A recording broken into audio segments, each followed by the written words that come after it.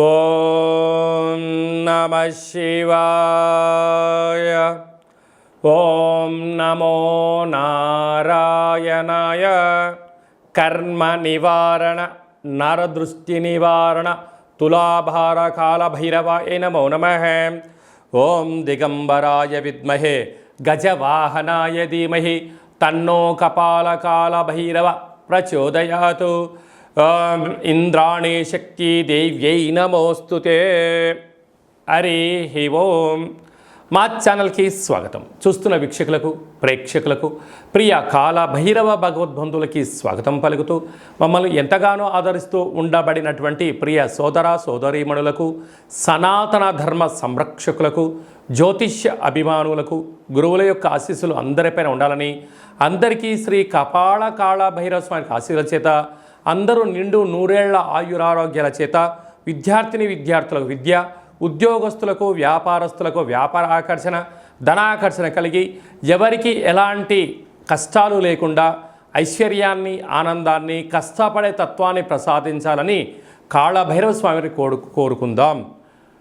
16/7/2024 నుండి 31/7/2024 వరకు పుట్టినటువంటి వారందరికీ కూడా ముందస్తుగా జన్మదిన శుభాకాంక్షలు. గతంలో వివాహం చేసుకున్న వారికి వివాహ వార్షికోత్సవ శుభాకాంక్షలు. ద్వాదశ రాశుల్లో గ్రహ గమనాల్ని వీక్షింపచేద్దాం. వృషభ రాశిలో కుజుడు మరియు దేవగురు బృహస్పతి సంచార స్థితి. కర్కాటక రాశిలో రవి బుధ సంచార స్థితితో బుధాదిత్య రాజయోగం మరియు శుక్రుడు అక్కడే సంచార స్థితి. కన్యరాశిలో కేతు సంచార స్థితి. కుంభరాశిలో శని భగవానుడు స్వక్షేత్ర వక్ర గమన సంచార స్థితి. మీనరాశిలో రాహు సంచార స్థితిలో ద్వాదశ రాశుల్లో గ్రహ గమనాలు ఈ విధంగా ఉన్నాయి. వీక్షకులకు ప్రేక్షకులకు అందరికీ కూడా తొలి ఏకాదశి పండగ శుభాకాంక్షలు. అలాగనే మనకు ఆషాఢ మాస ప్రారంభము. ఆషాఢం అనగానే హైదరాబాద్ అనగానే ఆషాఢం అని గుర్తొస్తుంది. ఎందుకనగా మనమందరము కూడా ఇంటిని శుద్ధి పెట్టుకొని వేపాకులతో మామిడాకులతో ఇల్లంతా చక్కబెట్టుకొని అమ్మవారికి బోనమెత్తుకొని అమ్మవారి యొక్క ఆశీస్సులు పొందుతాం. ఎందుకనగా మనకు చర్మ వ్యాధులు కానీ, అంటువ్యాధులు కానీ, మచూసి లాంటి వ్యాధులు రాకుండా ఉండడం కోసము గ్రామము అంతా, వీధి అంతా, తెలంగాణ రాష్ట్రం అంతా కూడా వేపాకులతో పసుపు నీళ్ళను చల్లడం వలన అంటువ్యాధులు రావు. అలాగనే మన భారతదేశ సాంప్రదాయంలో మన పండగలకు ఒక్కొక్క దానికి ఒక్కొక్క రకమైన ప్రత్యేకత ఉంటుంది. బోనం అనగానే మనకు అమ్మవారికి సేవ చేసుకోవడం, ముక్కులు చెల్లించుకోవడం, ఆడపడుచులను పిలుచుకోవడం, వారికి చీరలు సారెలు పెట్టడం, అమ్మవారిని మనమందరము కూడా మన ఇంటి ఆడపడుచుగా భావించడం జరుగుతుంది. పోతురాజులు అందరూ కూడా స్వామివారి యొక్క అమ్మవారి యొక్క సేవలో నిమగ్నమై ఉండడం జరుగుతుంటుంది. కనుక మనమందరం కూడా అమ్మవారి సేవ చేద్దాం, అమ్మవారి యొక్క ఆశీస్సులు పొందుదాం. మన సనాతన సాంప్రదాయాల్ని భావితరాలకు అందించే మానవ ప్రయత్నం చేద్దాం. అలాగనే దక్షిణాయన ప్రారంభము కనుక మనకు ఉపవాసాలు, యజ్ఞాలు, యాగాలు, క్రతువులు చేసుకునేటువంటి ఆయనం కనుక మనమందరము కూడా భక్తితత్వంతో ఉందాం, తల్లిదండ్రులను గౌరవిద్దాం, అమ్మవారి యొక్క ఆశీస్సులు పొందుదాం. ఆషాఢమాస పూర్ణిమ బహుళాష్టమి సందర్భంగా కన్యరాశి వారు ఎలాంటి విధి విధానాలు పాటించడం వలన ఈ కష్టాలకు స్వస్తి పలికి ఐశ్వర్యానికి స్వాగతం ఎలా పలకాలో ఈ వీడియోలో సవివరంగా సంపూర్ణంగా తెలుసుకుందాం.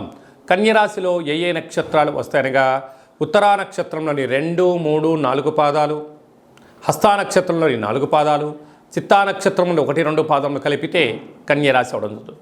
చాలామందికి పుట్టినటువంటి కాల సమయంలో డేటా బర్తులు లేనటువంటి కారణం వలన పేరు యొక్క మొదటి అక్షరాన్ని అనుసరిస్తూ ఆ రాశిని తెలుసుకునే ప్రయత్నం చేద్దాం.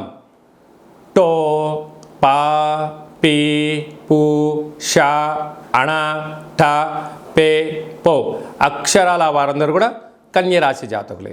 కన్యరాశి యొక్క అధిపతి బుధ భగవానుడు. ఈ ఆషాఢమాస పూర్ణిమ సందర్భంగా, అష్టమి సందర్భంగా ఇంట్లో ఒక ఎర్రటి గుమ్మడికాయను సగభాగాన్ని కట్ చేసి కింద ఉప్పును పోసి కూష్మాండ దీపం పెట్టడం వలన, ఈ దీపాన్ని అమ్మవారి దగ్గరికి అఖండ ప్రమిదలాగా తీసుకుని వెళ్ళి అమ్మవారి దగ్గర పెట్టడం వలన ఇంట్లో ఉండబడినటువంటి నరదృష్టి, శత్రు ప్రభావాలు, తాంత్రిక ప్రయోగాలు, మీకు గతంలో రావాల్సిన డబ్బులు రావడం, ఉన్నతమైన బంగారు భవిష్యత్తు జీవితం స్వాగతం పలకడానికి ఈ అఖండ కూష్మాండ దీపం ఎంతో ఉపయోగపడుతుందని చెప్పి గమనించాలి. అలాగే అదేవిధంగా రాశిలోనే కేతు భగవానుడు ఉండడం వలన ఈ యొక్క కన్యరాశి జాతకులు రాశాధిపతి బుధుడు అవ్వడం వలన అన్నీ మాకు తెలుసు అనుకుంటూ ఉంటారు. కానీ తీరా సమయానికి వచ్చే లోపల సైలెంట్ అవ్వడం, మాట్లాడే అవకాశాలు లేనప్పుడు మాట్లాడలేదు అంటారు. అలా స్టేజ్ పైన అవకాశం ఇస్తే ఏం మాట్లాడాలో ప్రిపేర్ అవ్వకుండా వెళ్ళడం వలన నేను మాట్లాడాలా అని చెప్పి బంగారు భవిష్యత్తు యొక్క ఆ స్పీచ్ని పోగొట్టుకునే అవకాశాలు ఉన్నాయి. కనుక నిత్యము ఎప్పుడు అప్రమత్తతగా ఉండడం, ఏ పని చెయ్యాలి ఏ పని చేయకూడదు దాని యొక్క నిబద్ధత ట్రైనింగ్ శిక్షణ మీరు పొందగలిగితే మీకు మంచి కాలము అని చెప్పి గమనించాలి. 6వ స్థానంలో శని సంచార స్థితి ఉండడం వలన మీ జన్మ నక్షత్రం రోజున పూర్ణిమ అష్టమి తిథి అందున దయచేసి వివాదాలకు దూరంగా ఉండండి.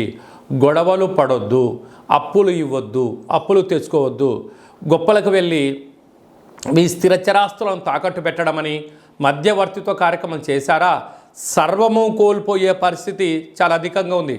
కారణం ఏమిటయ్యా అనగా శని భగవానుడు కుంభరాశిలో వక్రగతి సంచారం చేయనప్పుడు రుణ సమస్యలు, రోగ సమస్యలు, శత్రు సమస్యలు పొంచి ఉన్నాయి. తస్మాత్ జాగ్రత్త.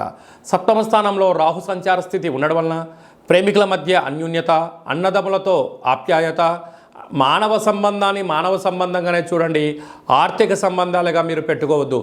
పెట్టుకున్నారా మీకు తెలియకుండానే మీ యొక్క స్థిరాస్తులు చరాస్తులు వ్రాయించుకోవడం, మిమ్మల్ని అప్పుల పాలు చేయడం, మిమ్మల్ని అధోగతి చేయడానికి అనేక మంది ఎదురు చూస్తున్నారు. మీరు ఎవరైతే బాగా నమ్ముతున్నారో, మీ యొక్క రూపాయి ఎవరైతే బాగా తిన్నారో, మీ యొక్క సహాయం ఎవరైతే పొందారో వారే మిమ్మల్ని వెన్నుపోటు పడడానికి సిద్ధంగా ఉన్నారు అని చెప్పి కన్యరాశి జాతకులు బాగా గుర్తుపెట్టుకోవాల్సిన అంశం అని చెప్పి బాగా గుర్తుపెట్టుకోవాలి. భాగ్యస్థానంలో కుజుడు మరియు గురు సంచార స్థితి ఉండడం వల్ల భార్యాభర్తల మధ్య అన్యోన్యత చాలా అవసరం.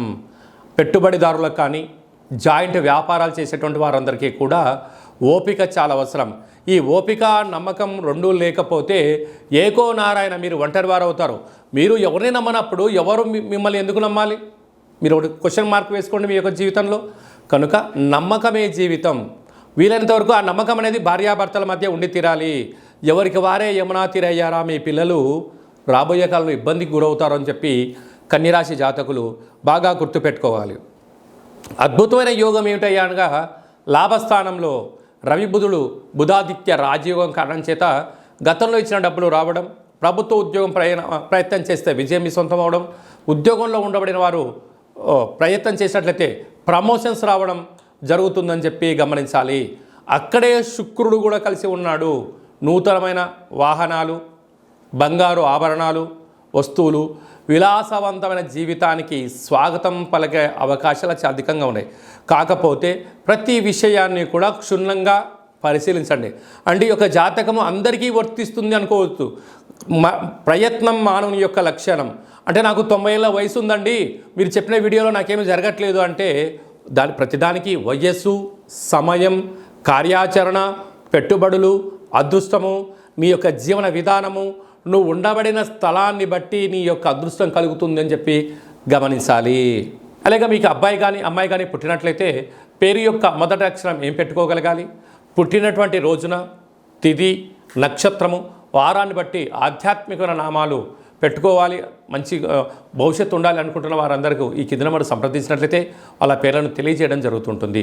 అలాగే చాలామందికి కాళభైరవ స్వామి అంటే ఎవరు, కాళభైరవ మంత్రాన్ని ఎలా ఉపదేశించుకోవాలి, ఎలా సాధన చేయాలి, కాళభైరవ స్వామి యొక్క సేవ చేస్తే ఎలాంటి ఫలితాలు కలుగుతాయో అనుకుంటున్న వారందరికీ కూడా మన యొక్క దేవాలయంలో కాళభైరవ స్వామి యొక్క మంత్ర ఉపదేశము, కాళభైరవ స్వామి ఆశీస్సులు ఎలా పొందాలో సవివరంగా సంపూర్ణంగా తెలియజేయడం జరుగుతుంటుంది.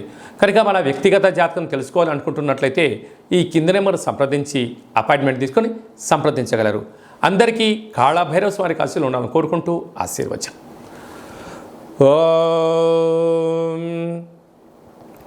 శతమానం భవతి శతాయ పురుష సతేంద్రియ ఆయుష్యేవేంద్రియే ప్రతిష్టతి ధనం ధాన్యం బహుపుత్రలాభం శత సంవత్సరం దీర్ఘమాయు. సర్వే జనా సుఖినో భవంతు, లోకా సమస్తా సుఖినో భవంతు. సర్వం కాళభైరవ దేవతార్పణమస్తు. హరి ఓం. ఈ వీడియో మీకు నచ్చినట్టయితే లైక్ చేయండి, షేర్ చేయండి, మా ఛానల్ని సబ్స్క్రైబ్ చేసుకోండి. మేము చేస్తున్న ఆధ్యాత్మికమైన వీడియోలు అందరికన్నా ముందస్తుగా మీరు చూసుకోవాలి అన్నట్లయితే గంట సింబల్ ప్రెస్ చేయండి, పైన ఆల్ అనే బటన్ కూడా తెలియచేయండి. మీ క్షేమాన్ని ఎవరైతే కోరుకుంటున్నారో, లేకుంటే మీరు ఎవరి క్షేమాన్ని అయితే కోరుకుంటున్నారో వారికి కూడా ఈ యొక్క ఆధ్యాత్మికమైన సమాచారాన్ని తెలియచేసి భగవంతుడి యొక్క ఆశీస్సులు పొందగలరు.